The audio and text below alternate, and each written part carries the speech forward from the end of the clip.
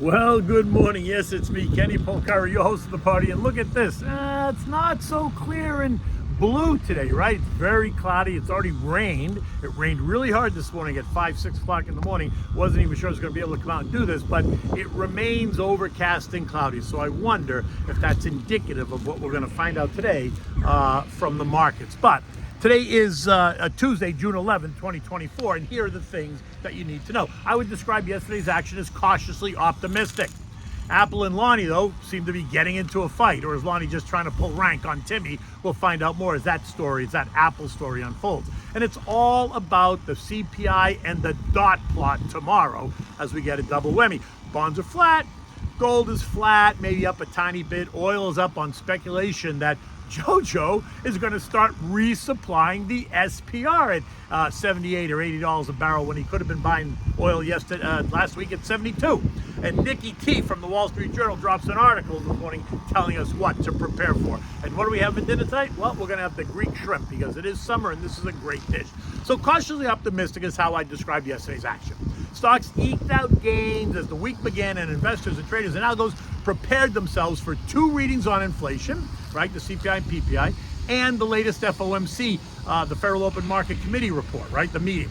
The Dow closed up 70, the S&P's up 14, making another closing record high in 2024. The Nasdaq up 60, it too making another closing record high. The Russell added 5, the Transport's up 137, standing out as the clear winner in percentage terms, up 9/10, and the equal weighted S&P added 16 points to end the day. Now, what is interesting is that it did this and Apple did not participate. The stock actually fell nearly 2%, and this morning it's down another 0.9% as the market was apparently unimpressed at the Apple Worldwide Developers Conference yesterday, right? The stories all appear to be exciting. There's new Apple Intelligence, there's ChatGPT, there's new products, there's next generation operating systems, there's iPhones and iPads and MacBooks, right? They announced this, like I said, this new generation software, iOS 18, all while Senior VP Craig, how do you pronounce his last name, jumped out of a plane to kick it all off. I guess maybe Timmy should have been the one to jump out of the plane. One clear issue right at the top is Elon Musk is not happy with Timmy and has threatened to ban all devices at his respective companies if Apple integrates OpenAI into its operating system, saying that it is patently absurd that Apple isn't smart enough to make their own AI, yet is somehow capable of ensuring that OpenAI will protect your security and privacy. So that is an issue, right? Now, to be clear, Apple has apparently created their own AI technology. It's called Apple Intel. And ChatGPT was only an additional feature. I guess that's the way it's being played out. But this is where the big boys get to duke it out. So expect this story to continue in the days ahead. Now, the VIX fell by 4.25%, testing a low of 1210, suggesting that there isn't anything to be concerned about. No surprises this week, which is in fact a red flag, considering that both JP Morgan and Citibank are out there urging investors to prepare for a jolt after Wednesday's CPI and the U.S. rate decision. In this case, a jolt is much more indicative of a move lower rather than a move higher. We're talking about a jolt down, not a jolt up. You don't typically say jolts up, right? It always is a negative. Remember, the CPI, while expected to be benign and come in in line, it could see an unexpected tick higher, reiterating the stickiness of inflation after last month's stronger PPI report. And while the Fed is expected to hold still on rates, I will be listening to the language, right? It will be the language that JJ uses in his press conference, along with the latest dot plot results that could cause any rumblings, right? Recall that the dot plot is the individual projections by each member regarding the future path of interest rates, each dot representing their own view on where rates should be at the end of the current year and at the end of the next 2 years. This is a quarterly event, so it's the June meeting, like March, September, and December, that always carries a little bit extra anxiety as we learn about the dot plot. Now, there are a number of economists who expect them to signal that 2024 will bring 2 rate cuts, while others see just one and even more see none. I'm in the camp that I see none. It remains a guessing game, right? And we can guess all we want, but if the Fed is going to follow their own analysis and their own advice, then I do not see how rates can come down at all, as the data is not supporting it, right? At least at the moment. But If they do suggest a cut or two, is it because they think the data will turn and support it in the months ahead? Are they worried about a slowing economy and an economic slowdown, which is always a hoot? Because remember what they thought in December of last year. They were calling for 3 cuts, and then the trader types took it and morphed it into 6 or 7 cuts, one each month starting in March. Yeah, well, not so much for that, right? But it is what it is. And the dot plot is going to be what it'll be. And JJ will say what he says. And investors and traders will hear what they want to hear versus what's being said. And the algos will either go into buy mode or go into sell mode, right? It doesn't get any more complicated than that. Because that's what it's going to be about. It's going to be about what he says, how he says it, and how people hear it. I guess what the market's action is telling us is that investors and traders and algos are all moving maybe into that camp as well, but doing so ever so cautiously, the camp that they're going to cut because stocks are higher, right? As the move up yesterday was not accompanied by any surge in volume, which would also represent a real commitment. It just more drifted higher, which is, again, just another sign of cautiousness, right? It didn't go higher on really surging volume. And don't discount the fact that the market is a predictor. It is not trading today on what is happening today. It did that 4 months ago. It's trading on what it thinks is going to happen 4 months from now. So if they do suggest 2 cuts in 2024, the market has already discounted that, right? They've expected it. So the market's already discounted that. So don't be surprised if that's what they say, if you see some profit taking after this dramatic move to new highs. Additionally, if the plot does not suggest 2 rate cuts, then watch as it gets even more dangerous, as the algos will all run for the door at the same time in what has become an all too familiar panic type trade, right? Which I don't think is going to happen, but the bond market sold off a bit more after a weak $58 billion 3-year note auction and ahead of today's $39 billion 10-year auction, right? The TLT down 0.7, the TLH down 0.4, while the AG was down 0.1. Yields on the 2-year settled at 4.87, while the 10-year yield added 3 basis points to end the day at 4.46%. Gold, which tested resistance on Friday at 2,400, when traders thought the NFP and employment data pointed to lower rates, did a 180 when it was no longer clear what that data suggested. The NFP was good, or was it? While the household survey was not so good. Yesterday morning, it tested support at 2,300, so we had this 100-point trading range before settling in at 23, 28-ish yesterday. This morning, it's down about $5 as gold traders await. The dollar index, which moves in the opposite direction of gold and other precious metals and commodities, pushed higher yesterday, suggesting no rate cut, piercing through its short-term trend moving average trend line, which was resistance at 105.09 to settle at 105.18. And this morning, the dollar's up another 8 points, 0.8 of a point, trading at 105.23. Remember, the dollar will move higher when global investors think the U.S. rates will remain higher or go higher. Higher U.S. rates will attract investors into the dollar, causing it to move up, while lower rates will see the dollar pull back. So again, the action in the dollar is telling us that the dollar traders are not yet convinced that lower rates are in the near future, right? Because they keep taking the dollar higher. Oil rose by $2.70, or 3.25%, to end the day at $78.20. You want to guess why?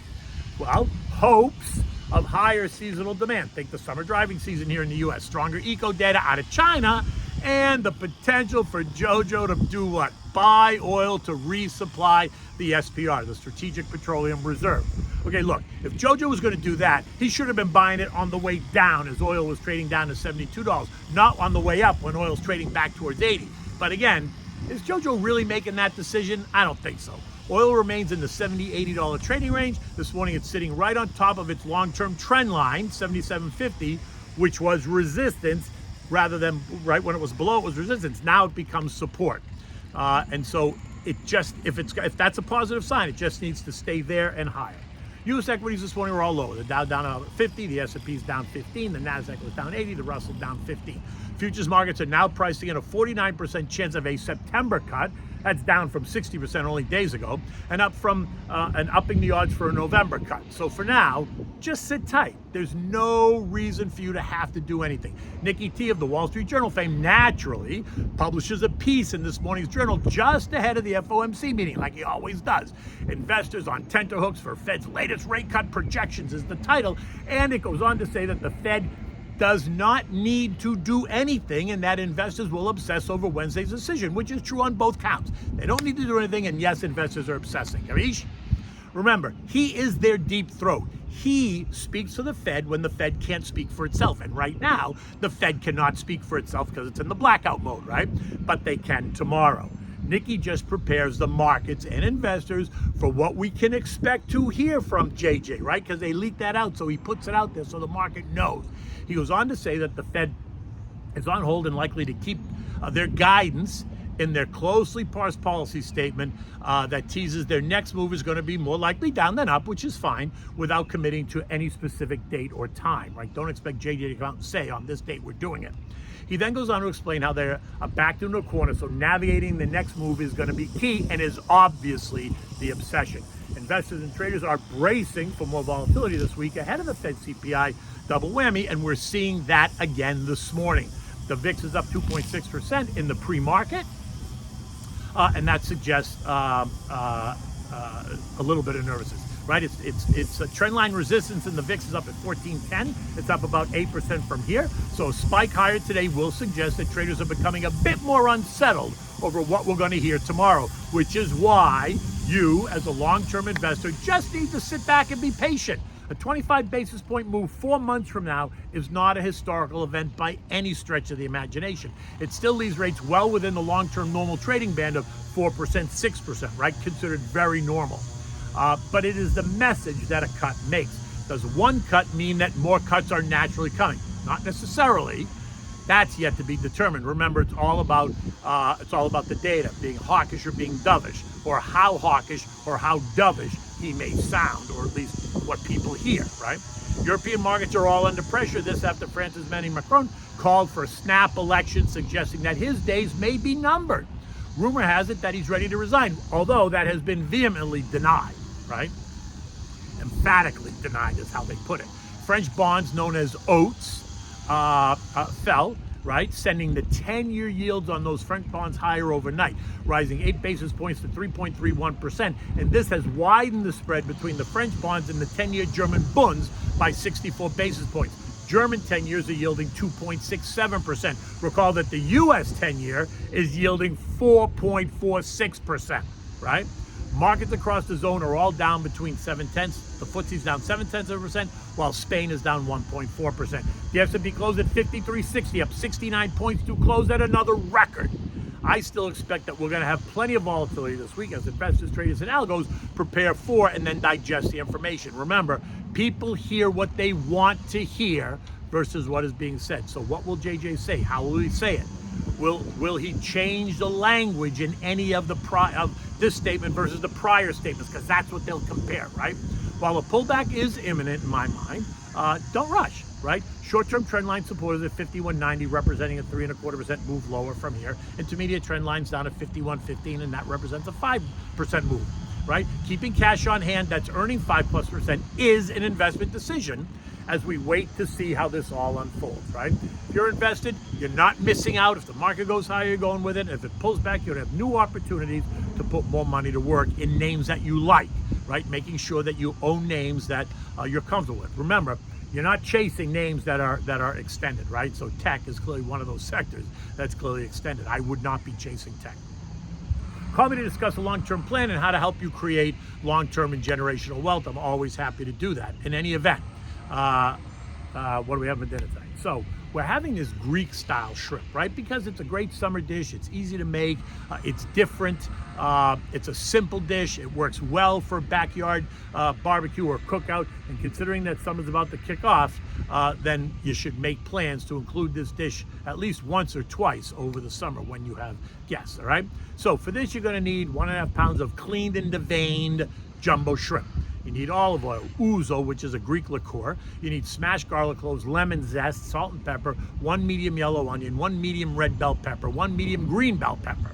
You need a 1/2 teaspoon of red pepper flakes. You need 1 28-ounce can of diced tomatoes. You're gonna drain the juice, but you're gonna keep the juice in a bowl separately because you're gonna use it. You need white wine, chopped parsley leaves, feta cheese, and fresh dill.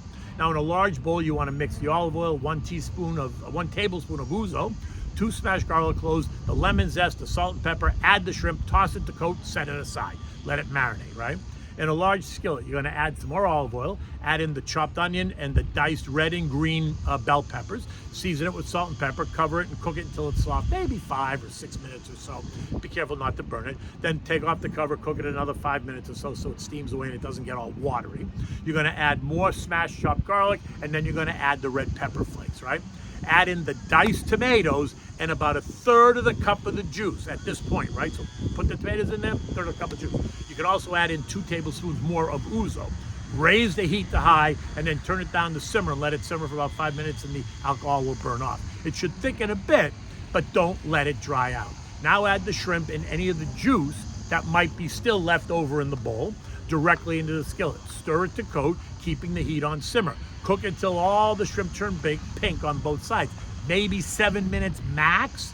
Remove the pan from the heat and top with the crumbled feta and the dill, and bang, it's done, right? You want to serve this immediately. You can have the white wine that you choose to have with this dish, right? So you want a chilled white wine. You know me, I'm always drinking the Pinot Grigio Santa Margarita at a summer barbecue because it's price efficient, it's always good, it's a nice chilled white wine. You're never gonna go wrong with it. You'll never be disappointed, and it works really well. In any event, you hear all the lawnmowers all around me here as they're cutting the lawn ahead of what looks like might be another stormy day today. In any event, until tomorrow, take good care.